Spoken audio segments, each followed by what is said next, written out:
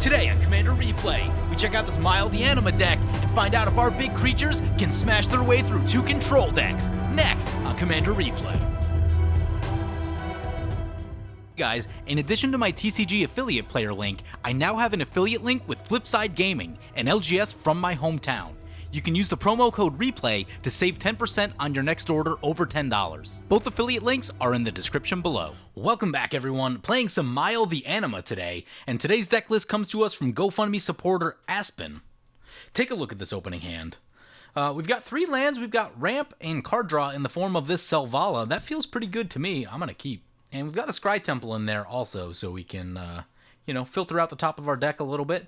Potentially set up a little bit more lands and ramp, hopefully scry away any big creatures that we aren't looking for in the moment. So today's game is going to be a bit more of a casual battle cruiser-y kind of game. Gonna have lots of big creatures running around, not tons and tons of removal in this deck, which does inherently make things a little bit more battle cruisery. If I did play a game with this deck earlier, and I noticed that as problems arose, wasn't really able to answer them super well. Watch the Prime Speaker Zagana kind of just go wild on us. So that being the case, I think that firmly slots this deck into the casual battle cruiser category.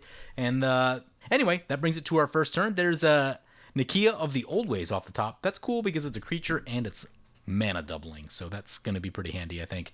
Let's get the Scry Temple in right here. Ooh, all these lands come in tapped. It's not the most ideal. There's a land on top that is a little bit better. We definitely want lands and ramp in this early part of the game. Try to keep the big stuff out of our hand. So we are playing Mayael the Anima. It's Naya for a 2/3, and it has an ability that says pay 3 in Naya, tap it. Look at the top 5 cards of your library. You may put a creature card with power 5 or greater from among them onto the battlefield. Rest on the bottom. Mayael has been the I want to play big Naya creatures commander for a long time. There's some newer variations on that theme. You have things like Atla Palani, which is very good, and I think a bit more powerful than Mayael, but Mayael's kind of been the classic one for a long time. Now, I've mentioned in the past that Mayael is not my favorite commander. One thing that I've seen is that 6-mana ability can whiff a lot, and it is super painful when that happens. Because you're spending 6 mana on it, at most points in the game, that's probably a time walk on you. Like, you probably just spent all of your mana for that turn, getting nothing if that whiffs, so that's a really big deal. And for me, I think that means that my personal opinion, the way that I would go about building a Mayael deck is be a good ramp deck first and then use Mayael towards the later portion of the game where you either need to refill your hand, things have kind of stalled out a little bit. I don't think racing to get Mayael in and then activate that ability as soon as humanly possible is necessarily the best way to go because it does have such a high likelihood of whiffing.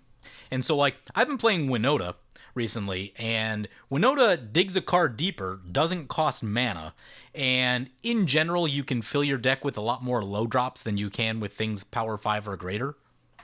I run about 35 creatures in Winota. This deck's got 37 creatures, but it also has a bunch at the lower end of the curve, so it's not that all 37 are up here. But anyway, with that deck, as fine-tuned as I have my Winota deck, it still whiffs. Out of 10 triggers, you're probably still going to whiff on 2 or 3 of them. So, Mayael's math being slightly worse in that regard, like you have a little bit less chance to hit, and you have to pay 6 mana, you do need to be careful with that ability. Like I said, you probably do want to wait till a little bit later in the game, where maybe you've played things like, there's a Cultivate on the stack, you've played things like some Cultivate, some fetch lands, whatever, you've thinned your deck a little bit, you've already drawn some cards. Doing stuff like that can increase your chance of making sure that you hit stuff. Because like I said, you really don't want to whiff with Mayael. Anyway, so a couple things happening. We got a Mind Stone in for the Aminatou, a Persistent Petitioners for the Jeleva, and Felwar Stone and Cultivate for the Atarka World Render, so I think we're going to be seeing some dragons pretty soon. It's not ideal. But anyway, we're going to play this Slayer Stronghold, and let's get this Selvala into play. This will hopefully get a little bit of mana ramp going for us. Aminatou the Fate Shifter coming into play, being piloted by Kana. Is that how you say it? Looks like Kana. And they go for the +1. They're going to draw a card, put a card back on top. I was thinking about adding this to my Sisei deck because you really don't want Tatsumasa in your hand, and Aminatou is also 3 colors, which is pretty legit. Something that I'm going to need to test out at some point. Next up, we have Kamlik 2 piloting Jeleva, Nephalia Scourge, and it looks like they might be doing A Persistent Petitioners thing, that's always fun. See how that goes for them. And then finally, we've got Eric Kyoto piloting Atarka World Renter. Probably going to be seeing some dragons with Double Strike out of that deck. When I was telling people what we were playing today, I did say Casual Battlecruiser, and I think Atarka World Renter fits the bill. Jeleva's got other plans, so opponent goes to cast their Atarka World Render, and Jeleva plays a Thought Collapse to counter that and mill them 3 cards. Nice. Can appreciate that. And then there's a card that we did not want to draw, which is this Avatar of Slaughter. Oh man, this card is funny. I've run it in the Atla Palani decks a little bit, and like, it's kind of a landmine in that if you're not well protected, your opponents can just kill you, so you got to be really careful with that thing. Let's activate Selvala one time here. We get some mana. Ooh, that's a Samut. Yeah, Samut is good, and I do believe we have the mana for that. Let's get that into play. Let's get the Cinderglade in tapped. How far is this Aminatou away from ultimating? Got a couple turns. I'm going to let it go for a turn. I'm thinking this is kind of a chill game. I'm going to attack the dragon opponent since they have a lot of mana. They've ramped pretty good, and, even though they don't have their commander right here, I imagine that there'll be another big dragon on the way. I've noticed Samut, Voice of Dissent, gaining value recently with some things, like Sisay Weatherlight Captain. It's really good in that deck. Giving your creatures haste, giving them an untap, that seems to slot into a lot of different things pretty well. There's a Truth and Justice for opponent. They're going to plus Aminatou once again. Another Persistent Petitioners into play. There's an Altar of Dementia. Oh, you want to be wild? We can tap this thing twice? That seems pretty good. Vizier of the Menagerie coming in for the Dragon's opponent. Yep. Ooh, that's a Selvala Heart of the Wilds. We can draw a card off that if we play something big. Power needs to be greater than 3. We can do that. There's a Hunter's Insight. That can also draw a bunch of cards. Well, choices. I would like to at least tick down the Aminatou. Maybe we just go for the, draw a million right here. Yeah, I think that's what we do. I think it's too good not to. Swing into opponent's face. Let's get this Hunter's Insight going. I think I'm going to use Selvala and see what we get any mana. Yeah, we get 2 off the Selvala. I like that. We draw an Angel of Serenity. Put Hunter's Insight on Samut. And then we hit, and we draw some cards. And then we hit, and we draw some cards. That's a lot of stuff. Ooh, that untaps an elf. I'm definitely going to want that. Yeah, we can get a little bit wild right here, I think. Play the Wirewood Lodge. We have 12 cards in hand. Ooh, that's so many. We have this Angel of Serenity, which can kind of get things back, so I may have to, pitch a few creatures here. Untap the Selvala, pay a white. Tap the Selvala. We get 1 green mana. Ooh, that's an Ixbloom Ancient. Yeah, next turn we can really kind of get wild, I think. Untap Selvala. This skips mana abilities. If it isn't a mana ability, that's not a mana ability. Oh.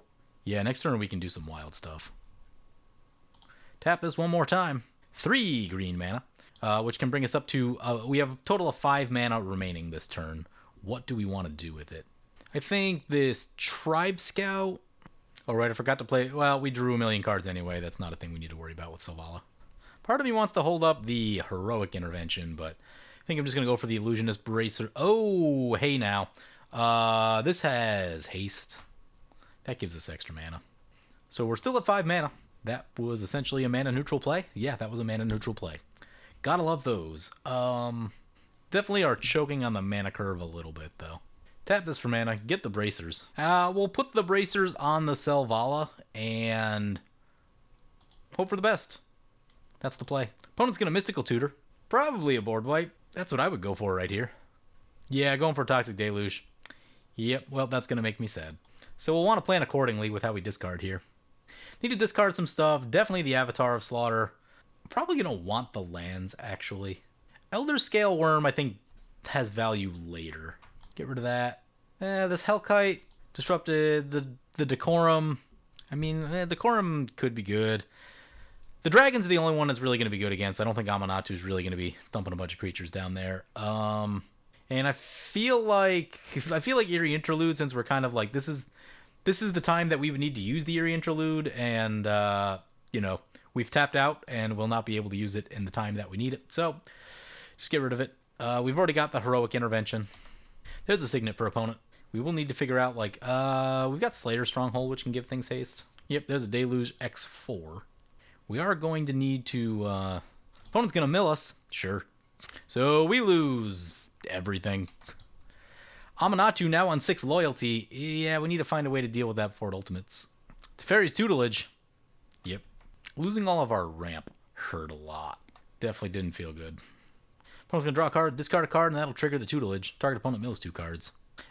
We could try hasting our commander to tick down the Aminatou, but still 2 mana over there, which, like, isn't the best. Oh, opponent said they're not going to ultimate the Aminatou. That's a Mesmeric Orb. That's a funny piece of mill. That's what that is. Aminatou's thinking no, and best of all, this does tap them out. That's a Grand Warlord Radha. Gonna send that into the Aminatou. I can appreciate that. Let's not take any chances on the Aminatou. Opponent gets 1 mana. There's a Soul of the Harvest. Yep, it's a good card. We have one in our deck. Brings it back to our turn. There's a Tranquil Thicket. Let's get the Nakia in. And then I think I'm on Scry Temple. Actually, untap land would have... We have a Jungle Shrine. We've got 2 tap lands already. I think we could put that to the bottom. I think we're ready for some gas. Yeah, actually, if we tap differently, if we played a land first, we'd have 2 green up for the Heroic Intervention, which would have been good. Oops. Opponent going to draw with the Aminatou. Sure. Aminatou's Augury. It's actually a pretty cool card. Exile the top 8 cards of your library. You may put a land card from among them onto the battlefield. Until end of turn, for each non-land card type, you may cast a spell of that type from among the exiled cards without paying its mana cost. Say exile, exile. Opponent's got... There's a Merciless Eviction on creatures, so Nakia going down, Heroic Intervention would have not done much for us. So Esper Control, it seems. Solemn Simulacrum for opponent. Soul Herder into play. That's really good value with the Solemn right there. That's going to get wild. Sphere of Safety coming in. Soul Herder trigger at the end step on the Solemn Simulacrum. Yep. Sphere of Safety, a pretty big issue for us. There's not a lot of removal in this deck. I actually added a little bit. A couple cards of Magic Online didn't get imported. They don't exist. So I did add removal in those spots. And one of those cards is the Dismantling Wave, which we are probably going to need if we want to get through that Sphere of Safety, because I don't think there were too many other options for it. Soul Herder gets a +1/+1 counter. There's a Jace Wielder of Mysteries. That is the Labman Jace. Ooh, I see. Opponent can mill themselves out if they want to. Mill the Aminatou opponent and draw themselves a card. That'll trigger the Teferi's Tutelage. Very nice. Gets a Signet and a Venser, land and a Signet. Mystic Sanctuary getting back the Thought Collapse. Nice. Ravenous Trap.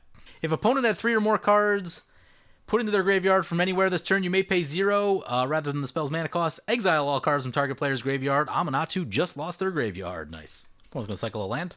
That's a Balefire Dragon. Those are pretty good. Card that could potentially go in this deck. There's a Garruk's Horde. I think I'm on Angel of Serenity right here because I'd like to get these value creatures back because those are really good.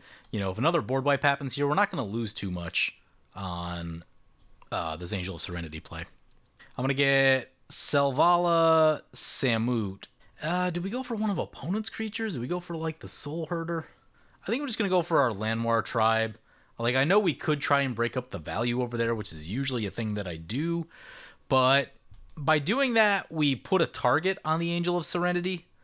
By getting all of our things, I think that kind of gives more room for Angel of Serenity to stay in play, I think. So, I don't know. That's what I'm feeling in this moment. I would say that, like, your choice is between the Cutthroat line of get one of our things, exile Balefire, exile the Soul Herder. That'd be the more cutthroat line. And then the line I took is, like, the less cutthroat line of, like, we're going to be playing a battle cruisery kind of game. So, you know, given that mindset, I feel okay just leaving that stuff out there, like, basically allowing opponents to at least play a little bit. I don't know. Maybe it's just the mood that I'm in right now, given and stuff that's going on the board. But yeah, the line of savagery is get rid of the Balefire, get rid of the Soul Herder, try to deny them any value. Opponent's going to put a sword on the Soul Herder. The thing that I'm planning on right now is I'm hoping Balefire just goes over to Aminatou and cleans out the creatures. That's what I would like to see. Soul Herder into the Jeleva opponent. Also, with the Nyx Bloom Ancient in hand, I want to make sure that we have a couple untapped lands when we play that because I want to be able to get some mana right away. At the very least, hold up the Heroic Intervention. Opponents used a lot of their removal that gets around Heroic Intervention, so hopefully they're all out of that.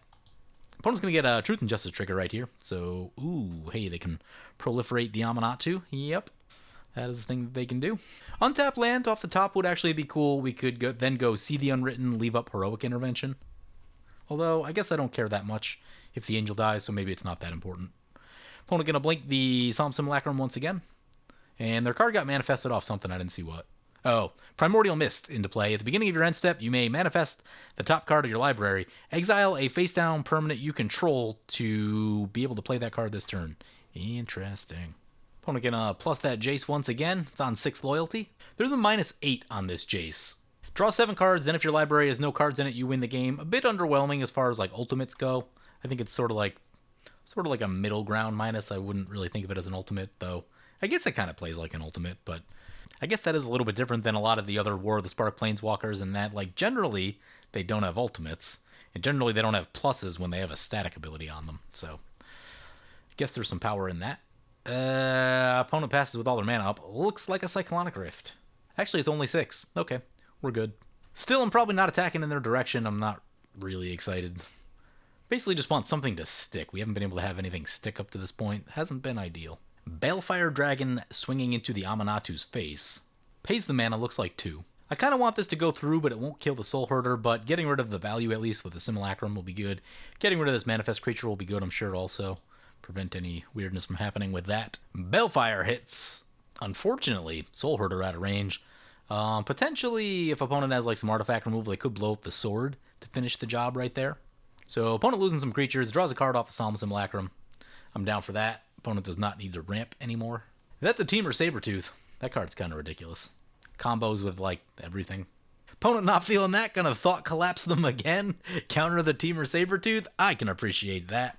Love it. I love it. There's an Elvish Piper. Card that I think could go in this deck. There's that untapped land we talked about, so I think it's gonna be play this Forest. Swing into the Jace. Opponent still got some open mana. We might lose the Angel right here. I don't feel like paying for Aminatou this turn. The Sphere of Safety. It's kind of bad news. So that hits, brings Jace down to 1 loyalty. It's good news. Keeps him at arm's length. I think we're on the Nyx Bloom Ancient turn right here. Did we do that yet? Yeah, let's go for it. Haven't seen a board wipe in a few turns. We get stuff back if the board does get wiped and we can't successfully Heroic Intervention. I think it's just too good not to go for it. Oh, this might be a counterspell. Perplex. Counter target spell unless opponent discards their hand. Ooh. Ooh. Would I discard my hand for that? It's kind of risky given that opponents still have cards left. No, I think our hand's too valuable. Let's let it go. Ugh. No, I'm going to say no. I really want to, but... damn. Do we cycle the land? I'm not sure. Because I want to hit our next land drop. But if we hit 2 lands, then that's not ideal. One of the things I've noticed so far that this deck needs also is recursion. So I'm thinking something like a Green Warden of Marasa kind of fits the bill of this deck really nicely. Maybe even like a Miraculous Recovery, something like that. I'd have to look at the pile of cards that are available for Naya Recursion. I can't quite think of everything off the top of my head. Amaria Shepherd doesn't have 5 power. That's disappointing. Opponent coming our way with the Soul Herder. Yep, we're at 48. I don't even remember what we gained all the life from. What did we gain the life from? Oh, Selvala. Selvala gained us all the life. Right. That's why Selvala's so good. Does a little bit of everything. Truth and Justice is going to trigger. Aminatou now on 7 loyalty. Oy. Soul Herder end step trigger and Primordial Mist trigger. Opponent's going to mill us 2. Don't be things that we want. Scrib Ranger, meh. And Hellkite Charger is fine. Hellkite Charger isn't my favorite. You need that mana up front with the Hellkite Charger, which makes it a lot worse than a lot of things. That is a 13 mana play to do it all in 1 turn. Now, if you untap with it, it can win a game, but it's one of those things that's like really telegraphed. And if your opponents see that, they will try and stop it. If all of our mana dorks don't get blown up, this deck can actually produce quite a bit of mana, so I could see it being reasonable here. But in general, it's not my favorite. If I'm trying to do this kind of thing, then I'm like Neheb, Feast and Famine all the way, but those are 2 pretty expensive cards. We mill Druid, Land, Mana Dork. Gonna mill a little bit more. Zendikar Resurgent, that's a big one to lose. Opponent mills a Smothering Tithe and Predict. What is that? Out of Odyssey, choose a card name, then target player mills a card. If the name card was milled, you draw 2 cards, otherwise you draw a card. Weird. Oh, because they know it's on top of their deck, it's probably just a draw 2. Jeleva coming into play. Don't hit the stuff we need. Don't hit the stuff we need. What'd they get? Volcanic Offering is a card. Talent of the Telepath, I feel like target opponent reveals top 7 cards to the library. You may cast an instant or sorcery from among them. Spell Mastery, make it 2. Green Sun Zenith, not going to do much because of an X cost. What's over here? A Ponder. And what else did they get from us? Just the Volcanic Offering, I think. Instants and sorceries only. Cast an instant or sorcery. Okay, yeah. They did exile Purity and Avacyn. Those we wanted. Those we did want. Really wanted to get this Purity going. It's just a cool card. Good for things like Aetherflux Reservoir, red decks, any burn deck. And occasionally you see some like other forms of non-combat damage too, like random dragons and stuff. Just random things that'll show up. Purity's kind of cool to have around. Don't know that it necessarily beats out like other available 6-drops, but it's just a cool card. I do really like that cycle of elemental incarnations and wish I got to use them a little bit more. Here comes Atarka World Render. If opponents have interaction, we will probably see it here because of Atarka and Balefire. Balefire Dragon into the Jeleva opponent's face, and it'll get double strike. Does this have flying? I always forget. It does have flying. They can just block if they want. Probably should. I mean, they're going to lose it either way if they don't. Might as well not also take the damage. Yep, and that's what they're going to do. Brings it back to our turn. There's a Seedborn Muse. If opponent didn't have so much open mana, that might be a thing that I go for. If we got that and Mayael, we would have a good time. It's turn 9. The question is, like, how close are people? You know, a little bit worried if there's combos from either of these blue decks, then we could be seeing those soon. We don't really have great ways to interact with that. You know, how much time do we actually have? One's got like 7 open mana, could be a Rift. I think we try and blast the Aminatou right here. This will... We'll certainly find out if they have interaction. So we can do the Aminatou. Need to pay 2. Looks like we are paying 2. Surprisingly, that got through. Aminatou down to 2 loyalty. I think I'm on our commander right here because of the Seedborn Muse. So get our commander this turn, then drop Seedborn next turn, and then I think life is pretty good. Get Mayael. Play the land. Comes in tapped. We could equip this, but we learned our lesson about that and not holding up protection. So we're going to sit on the Heroic Intervention right here and try to set up for the big play next turn. Here comes a Reflector Mage. If that's on one of our cards, I'm definitely going for Heroic Intervention. Oh, and there's a Panharmonicon out. Ugh. Oh. And they can, like, blink it with Aminatou? This is going to be bad. Going for Mayael. Cool. The problem is that even if we Heroic Intervention... no, we'll have Hexproof until end of turn. Opponents can activate their Elvish Piper in response to the trigger. Let's see what they have. Scourge of the Throne. Yep, that's a card. We're unfortunately on the throne. Probably means damage our way. Opponents still got the Balefire Dragon. None of that's great. None of that is great. I'm going to try the Heroic Intervention. I think the way this game's going, I don't think we can afford to, like, lose our commander here. Like, based on where we are tempo-wise, the Esper deck is... They have the mana to just kind of do all the things they want. They have some value pieces. It's a problem. It's a problem. I don't think we can fall any farther behind than we are. Opponent gets an end-step manifest trigger. Yep. Opponent's going to mill us. Yep. We lose Tribe Elder, Explosive Vegetation. Aminatou's got all their mana open. That seems terrible. Although, I don't think they played that much in the past couple turns. I wonder if they're, like, actually kind of low on gas. Just looking at cards on EDH Rec, I know it's expensive. Terror of the Peaks looks insane for this deck. I'd probably look at one of those. Scourge of Throne coming our way. Yep. It's going to hurt a little bit. Oh my god, Godsire is a $20 card? I'm still looking through the EDH Rec. When did that happen? I guess it's Shards of Alara Mythic Rare with only 1 printing? What?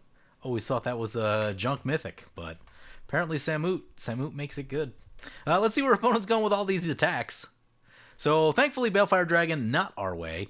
Atarka into the Jeleva opponent, and Scourge into us. Bunch of triggers here. Some double strike triggers. There's a Scourge extra combat trigger, and then there's a Dethrone trigger.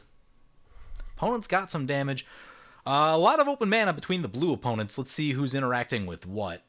The turn order has generally worked out somewhat favorably for us in that the dragon opponent has gone after both blue opponents before us in this portion of the turn order. So, like, They have eaten a lot of the counter spells and a lot of the removal. Now, we've eaten our fair share also, but they've definitely taken more. I think we would be just out of it if we had eaten as many counter spells as they have.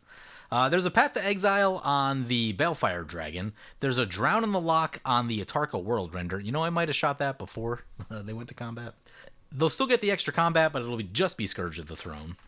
You know, I don't care for this card that much, because, like, you really only get one extra combat out of it, usually, because after you use it one time, you probably have a higher life total than, you know, the players you just attacked. So after that, it doesn't really give you the extra combats. Like, it's not bad, but it's not my favorite. It's not necessarily the first thing that I would go for building a deck. Although I suppose in this deck it could make sense, just because, you know, the goal is to cheat stuff into play and that sort of thing. But anyway, I hope this all means that we're going to be able to get the Seedborn Muse in and start using this Mayael ability. That's what I'm really here for in this moment. And we will have enough to play Seedborn and attach the Illusionist Bracers. So potentially lots of creatures. But cards in hand right now, Aminatou on 2 and Jeleva on 6 cards. No blocks right here. We're going to take some damage. By some, I mean quite a bit. It's 6/6 double strike, so that's 12 damage. Down to 29. One thing I've noticed, and maybe it's because I play aggressive decks, so I usually have creatures out, which means I usually have blockers. I'm really good at protecting my life total. Like, I just get attacked less than other people, and I think it's because I'm the one doing the attacking, and usually I have creatures that can block. So, you know, turn 10, we were at 40 a second ago. The opponent's working on us now, but, you know, our life total had been higher than generally the other two opponents, who I guess have been attacked a little bit, but kind of a lot of protection stuff, a lot of control going on this game. When you're facing decks like this, you, like, I know we're not playing black, but you almost want, like, Myojin of Night's Reach, because you just want to get all the cards out of their hand so they can't keep blowing up your stuff. Here comes Atarka World Render back to play. Let's see if this eats another counterspell. It does not. Hopefully that means the coast is clear for this Seedborn Muse. There's a forest. Play the forest. Play the Seedborn Muse. Maybe we should have attacked just to try to, like, bait out some interaction. I guess there's still time to do that. We'll attack this Jace and see what happens. Jace goes down. Nice. Equip the bracers, and then we're just going to pray. Pray that no one interacts with us before we untap. Pass the turn, hope for the best. Oh, opponent's got something. Oh, they're going to utter end the Seedborn Muse. So much control. Into exile it goes. Oh, we're just going to get wrecked by Reflector Mage. Awesome. Awesome. If they bounce the Serenity, I think we can still do some wild stuff. Divining Top, gross. Just what this game needs to slow down more. Ooh, you want to know a card? Going to be pretty reasonable for this deck. Marisi, Breaker of the Coil. Opponents can't cast spells during combat. The goad mechanic, also pretty cool. And importantly, it's low on mana cost, which this deck is a very high mana cost, so anywhere you can get the mana cost down is a thing you want to be doing. Giving yourself some early plays that you can make. Pretty important. Cool, an Agent of Treachery. Awesome. Opponent's going to steal our commander. Going to steal the Atarka. Badly need a homeward path. I should probably add a homeward path to this deck, by the way, also. You play big creature decks like this, you want a homeward path. That's one of those permanent ones, too, isn't it? Gain control, yep. Opponent's going to attack us. Soul Herder, Primordial Mist triggers. Opponent's going to steal our Angel of Serenity and the Scourge of the Throne. I guess we're still alive to, like, a board wipe. A board wipe would reset things decently. We would get a bunch of stuff back with our Angel of Serenity. Opponent's going to mill 3. Actually, some chance if they just milled out. There's a Mirko Vosk. We draw Lightning Greaves. Well, that would have been super helpful a long time ago. Guess we play See the Unwritten. Hope for the best. I don't think there's anything in this deck good enough to deal with this situation. But thinking about, like, Molten Primordial a little bit. Definitely has interesting utility. It's not always the best. Oh! In our top 7 there, Blasphemous Act, Winds of Abandon. Those are the cards we needed. We can put this, we can put Gisela in with boots. That is the thing that we can do. Put in Gisela with boots. Other opponents will die really quickly. There is a Soul Herder with 14 power. It's pretty bad. Put boots on the Gisela. We're going to need blockers, so just going to keep Gisela back right there. And pass turn. Ooh, those cards go to the graveyard, too. It's not ideal. It's not ideal. Yeah, this deck definitely needs more recursion. I mean, it needs more removal first and foremost, but after that, I think some recursion. It doesn't seem like you spend a lot of effort trying to get things in. It's a lot easier to reanimate stuff that you've already had or lost than it is to try and get new stuff. Anguished on making on the boots, and I'm going to scoop it up right there. I don't need to see the rest of this. Yep, just hard control.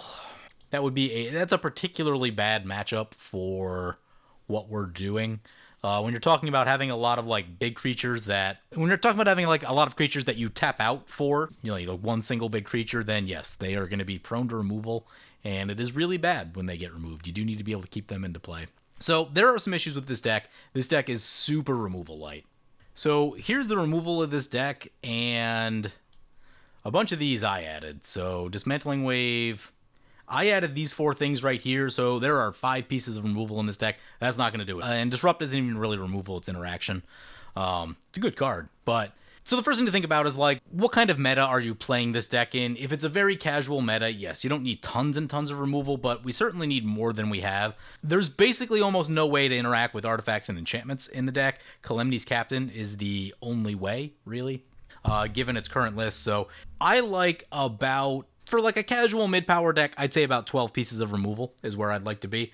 And I want a lot of generic removal that's going to hit a lot of different permanent types, because you never know what you need to get rid of. With this deck in particular, you have kind of 2 choices, and I would split between the 2, which are going to be things that are cheap and efficient because the rest of your deck is very expensive. All the creatures are super expensive to cast. Or creatures that act as removal, which I think is going to be a really big deal for this deck. So there's a lot of dragons that destroy a lot of different things and interact with players in different ways. And the big problem with this deck right now is it just doesn't interact with opponents very well. Like, you can do damage to them, but you don't really stop what they're doing. And we saw that Aminatou player just kind of slowly take over the game. Yeah, we gave them a turn with the Aminatou. We probably should have took it out at some point. But still, once they had the Soul Herder Solemn Simulacrum, they were able to get enough lands to just do the things they wanted to do, and we weren't really able to do anything about that. So things that I've added to this deck are these cards right here. That's going to be Ryusei. I think is going to fit beautifully. It's a 5-mana. It's a 5-power creature that when it dies is going to blow up a bunch of stuff. Volcanic Offering, because it doesn't hit your things, and that's important. So Volcanic Offering is kind of like a half a board wipe, but more importantly, it's really good at resetting players that are trying to get ahead early. And just slowing the game down. Dismantling Wave is a new interesting one to get rid of artifacts and enchantments. You could also go Heliod's Intervention. Just kind of depends on what you want. They both have their upsides. Winds of Abandon, I think, is going to be great because you can use it early if you need to, or you can overload it for the big piece of removal. Either of those would have been great. Not all of these cards are going to be super budget friendly, and I get that, so you may not be able to use all of them. Balefire Dragon, which we saw from our opponent this game, is just a classic commander card. Great. If you can't afford that, I think Dracuseth is going to be the budget option here. Dracuseth's super good at removing stuff. I'll make a pile for the cards I'm adding. So here's the cards I've added so far. Dracuseth, again, not the cheapest card. Hellkite Tyrant gives you a way to interact with artifacts. You gain control of them. Card that's not in the deck needs to be Sun Titan. Like, it's just too good. We lost our Selvala and all of our early mana dorks due to board wipes, which is a thing that can happen. Sun Titan would have been awesome for us. If we could have got like any of our mana dorks back, life would have been better. Inferno Titan is more removal, does lots of good things. It's not my favorite card ever. It tends to be a little bit slow. Sometimes it eats removal. Steel Hellkite is a legit card. If you can untap with it, especially if you've got haste. That's going to give you another creature that will act as removal. And I'm sure there's a bunch more. I don't know all of them off the top of my head. Archon of Valor's Reach is a really interesting card. You can shut off card types. Like, if we could have shut off instants, that would have been super helpful to what we were doing. Certainly something you consider. Not necessarily a card that you need to run, but it is legit. So the other thing we need to look at is recursion. I think Moldgrath Monstrosity is legit. Also, Green Warden of Marasa. Oh, and then the classic Woodfall Primus. You could also go Terastodon. I'm not the biggest fan of Terastodon. It tends to hit lands a lot. It's a good card. I just don't like it because it always hits my lands. But it is a powerful card. But Woodfall Primus, nice and cheap money-wise. Seen just under $3 in this moment, so I think Terastodon may have gotten more expensive. I can't remember. But Woodfall Primus, a little bit lower on the curve, has a little bit of protection for itself in the form of Persist. So that's some of the stuff you can look at removal-wise for creature-based options, and pick some of them. You don't need like all of these necessarily, but I would definitely get some of them, at least more than you have. With the red burn stuff, maybe you can part with Ryusei, but I kind of like Ryusei, honestly. I think it's a cool card. I think it's aggressively costed for what it does. Dracuseth is a little bit more expensive, a little harder to get into play, but does cool things also. Zakama is a card, but it is very expensive, so I'm not necessarily going to suggest that. Rurikthar is a card that would have been particularly good for the situation that we were in here. If you know people that like to play control, this is a great card, great way to interact. So that's just a little bit of what I think needs to happen. There definitely needs to be more removal. That's one way to go about it. The other way to go about it is just other cheap, efficient removal in the deck. You're probably going to want to aim for things with lower CMCs. Instead of the usual Return to Dust Crush Contraband, I'm probably on like Wear Tear, maybe like a Hull Breach even. I know instant speed is really, really good. You don't have that with Hull Breach, but I think the fact that you need to keep the mana cost low on the other things that you're doing, because the creatures are generally very expensive, I think is going to be very valuable. As far as removal, I talked about Terror of the Peaks. It's really expensive. It's like $16 right now, but that's going to be a great card for this deck. You don't have a lot of 5-drops. You could actually use more 5-drops, and it would slot in very nicely. Even the usual stuff like Swords and Path, I think you should definitely get those into the deck. Again, you need removal, and you need things that are mana efficient. These are the most mana efficient removal you can get, so I like Swords and Path right here. There's some other things that I think this deck also needs. I think you need more ways to actually cheat your creatures in. The big one is Elvish Piper. In the first game that I played, which I haven't shown, we got Cyclonic Rifted, and Cyclonic Rift is a backbreaker against this deck. And I don't know that it ever won't be unless you have like a Teferi's Protection or something, Red Elemental Blast, but at least if you have things that can cheat mana costs, you can sort of rebuild, because just trying to hardcast all this stuff is just super, super difficult. So let's get that. Lurking Predators is a really good card. I would get one of these. I might think about a Sunbird's Invocation. It's kind of a big play. It's kind of a high-risk play, but if you tap out for this and you untap with it, and then you're able to cast a creature, you're probably getting a second big creature also. So can be pretty ridiculous. Atali is a creature that helps you cheat other creatures in. What about the Myojin? Myojin of Life's Web, kind of a lot of mana, but maybe not, because you have to cast it from your hand. Okay, yeah, maybe not the Myojin. It's a cool card, though. I think Ilharg is also going to be really good for this deck, fit in exactly with what you want to be doing. So here's a few ways to like help cheat creatures into play. Oh, and of course, can't forget the classic Quicksilver Amulet. One thing to consider with the Quicksilver Amulet is that it's not a creature. A lot of creature removal that game, and sometimes it's going to happen. Sometimes there's just going to be a lot of creature removal. Opponents need another type of removal to deal with Quicksilver Amulet. So, and also it does put things in at flash with instant speed, so that is also important. I would probably strongly consider that, just to kind of like, you want to vary the threats of your deck. Like, you don't want to be all creatures or all one thing or another, because it makes it much easier to answer than if you have kind of this, if you have Quicksilver Amulet and an Atali and Sunbird's Invocation out, they're going to need probably multiple answers to stop what you're doing. There's a much better likelihood that you untap with at least one of those than losing all of them to a single piece of removal. So that's a thing that I think needs to happen. Another thing, I'm not a big fan of Mana Dorks personally. I get their role, and I get that some people really like them. I'd probably cut down on some of the dorks just a little bit.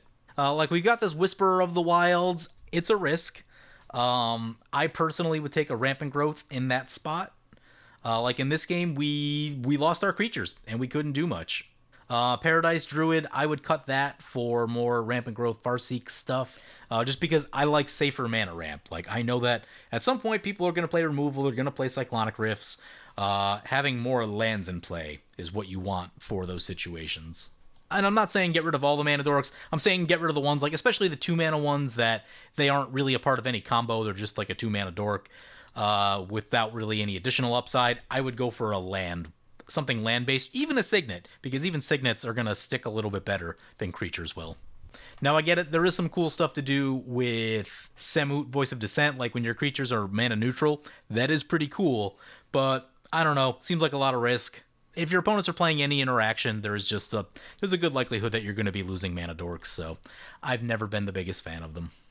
And some other things you can look at too, like this deck reminds me a lot of my Angels deck. You know, it's very much like you're probably only playing one creature a turn for quite a while.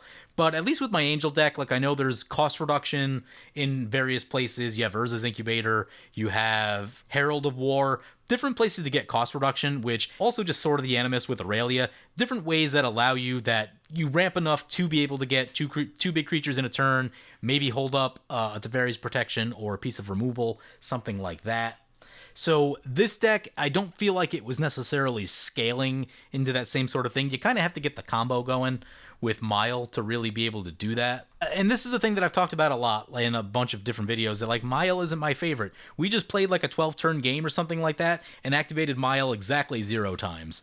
If we were playing Atla's much easier to get going than Mayael, and I think, you could run essentially the same sort of deck with Atla as the commander, and I think you're just going to have a better time because it's just more efficient than what Mayael's doing.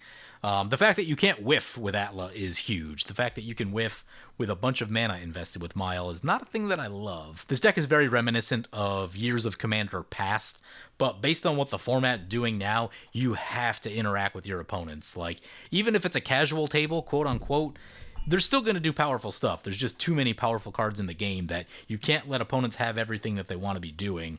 And, we didn't really have a great way to stop. We couldn't answer their Sphere of Safety. We didn't have any creature removal, so they could just get all the value they wanted. We got countered. A bunch of things went terribly wrong. So those are the main areas where you need to clean up. Definitely more removal, more ways to cheat your stuff in because you do have a lot of big things. Getting more resilient mana ramp, where you can eliminate mana dorks that aren't crazy good. I would do that and get land-based ramp instead. And another thing to look at too, there's a few of these type of enchantments like Lurking Predators, Sunbird's Invocation. You could look at like something like a Wild Pair maybe. It requires that you cast them, but even if you cast one, that means you're getting 2. It's pretty cool. Again, it's another big like high mana, you have to tap out for it and hope you untap with it kind of thing. I don't know how, and this deck's probably already full of those, so I don't know that you want to go crazy. I'm trying to think of it. I think there's another green enchantment that like is really good for just cheating creatures into play. I can't think of what it is, but I'm fairly sure it exists. I meant to write it down. I was planning to build a deck with it, and I can't think of what it is right now. But anyway, so we talked about what I would add. I will talk about some of the things to cut. I don't know that I'll be able to get this down to 100 based on what I've got going right here, but here's the cards I like the least. Avatar of Slaughter, I don't care for. I played it in Atla, and like it's just this giant landmine of, if you don't win the game with it right there, your opponents can probably kill you because all their stuff is huge now too. Not my favorite. Serious talk. How many times have you ever actually seen someone cast something with Garruk's Horde? I've had one forever. I don't think I've ever made it work. Like, it probably can win you the game, but I just think it's so big and slow that I don't think it really ever comes to that. So I'd probably get rid of that. What's the other one that's like See the Unwritten? I think it's the Selvala Stampede. They expensive? I might give this thing a look. It's kind of in the same vein, but I think the likelihood is better that you're going to get some creatures. I forget exactly how it works, but I know that I've seen it a bunch in this style of deck. Certainly something to think about. Maybe not. Warmonger Hellkite doesn't do enough for me. I'm not a big fan of that one. I don't know. Mana Charge Dragon, I just don't think it's like that good. Sure, maybe you're behind and like maybe you want to take a player out and someone pumps a bunch of mana in. Could be cute once in a while, but from like a general power level perspective, not feeling it. Because what does it do if no one pumps any mana into it? Like, it's basically just fire breathing. Hellkite Charger, I really don't like that much. It's so much mana. You've got Aurelia, you got Gisela. That's a great place to get some extra damage. Importantly, they don't require any activation cost to use. Not particularly cheap. You could look at a Xenagos. It's like $21, so I'll mention it, but I'm not going to like throw it in there because pretty expensive card. Looking at this Windbrisk Raptor, Verdant Sun's Avatar is kind of the new school on gaining life in big creature decks. I'll leave the Windbrisk Raptor because I've played it in the past and I like it as a card, but generally Verdant Sun's Avatar probably a little bit better these days. Hunter's Insight is kind of a weird card. I know that it can draw a lot. I'd probably just go for Rishkar's Expertise, honestly. I won't mess with the card draw too much right here just because we've already changed a lot of cards in the deck, but I know that it can draw. Magus of the Wheel, yeah, I think Magus of the Wheel can be cut. Doesn't have like any particular synergy with anything that we're doing. Okay, so Druid of the Anima, I would get rid of. I guess that's probably a flavor card, but I personally would get rid of it. Paradise Druid, I would get rid of. I'd probably get rid of Whisperer of the Wilds. Conditional, if you have a big creature, you get a second mana. I think I'm on Rampant Growth or Signet over that instead. I'd rather just it doesn't get blown up. Avacyn's Pilgrim has a place just because it's 1 mana. And, you know, if you have it on turn 1, it's pretty good, although it probably gets worse after that, but we'll leave it. Honestly, in a Naya deck, you could probably get rid of this Chromatic Lantern, as long as you've got like enough Cultivates and Rampant Growths and things like that. Your mana color should be okay. I get that there's some like doubles and triples, and it can help with that, but if you build smart and build enough like Explosive Vegetation, Sky Shroud Claim, Cultivate type stuff in there, shouldn't be too much of an issue, especially if you're trying to pump lands into play. I get it, so I won't cut it, but you could probably live without it.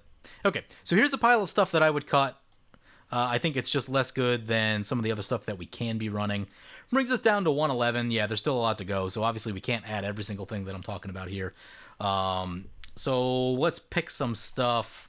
Let's get rid of Wild Pair. Definitely want Lurking Predators. So the crazy thing about Lurking Predators is that if it's not a creature, you can put it to the bottom, and if opponents just keep playing spells, eventually you'll run into a creature. It's pretty insane.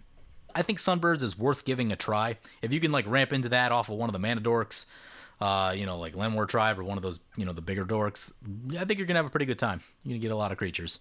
Atali, I think, is a must. Ilharg, I think, is a must. Piper's a must. Quicksilver, yeah.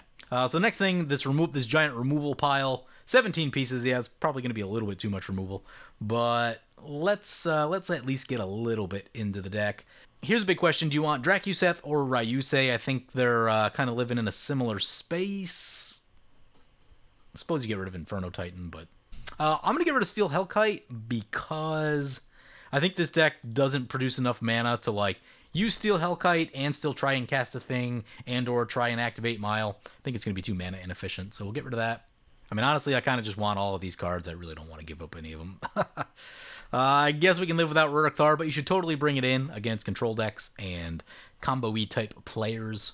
I'm going to cut the Quicksilver Amulet for now just to get down to 100. In reality, I'd probably still run it. It may be better than Sunbird's Invocation. Maybe we'll cut Ryusei because we do have some dorks, and I guess they're in range of Ryusei's ability, so we'll get rid of that. Now I'm going to sort this into the rest of the deck and kind of take a peek at the mana curve, see what that's looking like, because it's probably ginormous. 13 6-drops is going to be a few too many. We got to get rid of some things there. Oh, yeah, Hellkite Charger, that's coming out. I don't like that one. How often do you actually get that combat? The game probably ends if you do, but actually getting it, pretty difficult. Pretty difficult. Normally I would cut Purity, but I think it's a really cool card, and, you know, I want to leave a little bit of the deck intact, so Purity, staying in. See the Unwritten? It's not wowing me. Like, I get its purpose, but it's basically just like another activation of Mile. Hope for the best. Like, there is a chance that you can whiff. It got us a Gisela at the end, which was almost helpful, but it does mill the rest. I think I can live without it. I don't know. I'd rather take any of the other stuff that just, like, kind of cheats something in guaranteed. Oh, I didn't talk about it because it's expensive, but, like, Elishnorn is an incredible piece of creature removal that solves many problems, so, you know, you could run that too. Interestingly, they have Mana Reflection in the deck, but no Mirari's Wake. I would probably try to get a Mirari's Wake, which is the cheaper of the two, as far as last I checked. Prices have kind of changed on me a lot. The Mystery Boosters and Double Masters have really kind of changed prices on some things that I haven't kept up on super well. I'm going to get rid of this Hellkite Tyrant, but you should probably run this. It's very good. That brings us down to 10 6-drops. That is probably what I would call an acceptable amount. 8 7-drops. Probably get rid of one there. Windbrisk Raptor is probably the worst of the bunch. Elder Scale Worm is interesting. It does give away where you can't die, and that is kind of cool. We should probably cut a 7-drop. I'm going to leave them the way they are. Oh, the cards that didn't make it in, by the way, are Nature's Chosen is not on Magic Online, and there's one other one. I have to look it up. I think it was a 3-drop. Okay, I'm gonna get rid of Disrupt Decorum because it's fun, but it's very situational. It does require that your opponents have lots of creatures. For most of the points of this game, it would not have been helpful. I found that, like, in a lot of games, it can be very situational. Two things kind of happen. Either opponents don't play a lot of creatures and they're on, like, some sort of combo deck, or the creature deck kind of wins all out of nowhere. Like, they have a lot of haste, a lot of double strike shows up all at once, and then the table's kind of dead, and, like, you don't necessarily get a chance to play it while there's a bunch of cool things in play. Those are two things that can happen quite often, and really kind of diminish the usage of Disrupt Decorum. But it's a cool card, and it can kill people. All right. So you should keep this if you want to keep it, but from like pure power perspective of like, this is the worst 7-drop in the 7 drops of this deck, so we're getting rid of it to get down to deck size. If you want to keep it, by all means, go ahead, do so. It's a cool card. I like it too. It's unfortunately just not better than like any of these other things. I'm going to cut the Chromatic Lantern. I think we can live without it. Brings us down to 100 cards. So we've got a lot of play with the like untap a mana dork and do kind of wild things with mana dorks.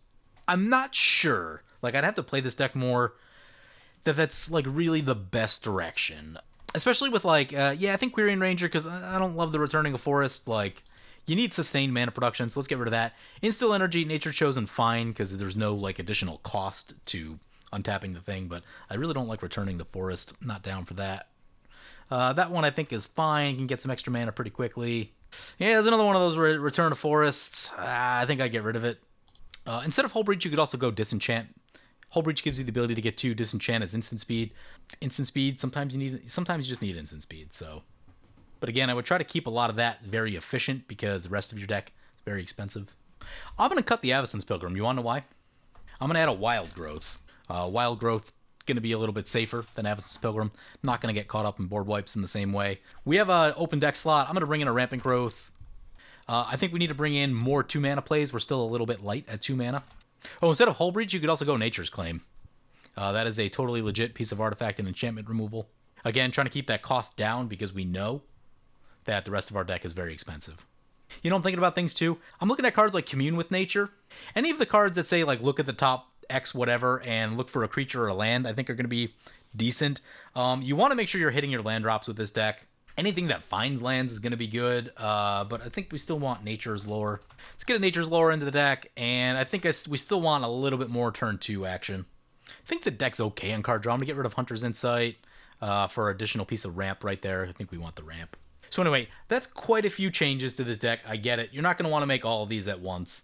And some things to think about, like, I did just make a lot of changes. Some rebalancing may need to occur. Is this too many 6 drops? It may be, it may not be. I'm not sure. Is this too many 7 drops? Playtesting needed. But some of the cheat stuff into play, Ilharg and Elvish Piper, some of those type of things can really alleviate the amount of mana that you need. You might have to retinker some stuff with all the Mana Dork kind of plays.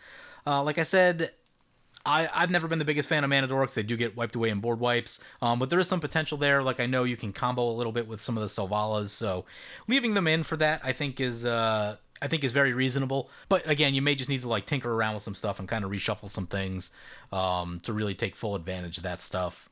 Anyway, I'm gonna wrap it up there. Hope you guys enjoyed the video. As always, feel free to comment, like, or subscribe. Thank you for watching. The 2020 GoFundMe is active. If you want to do one-on-one deck reviews with me, or get one of your decks played on video, be sure to check out the link in the description below. I want to thank my awesome Patreon supporters. You guys are awesome.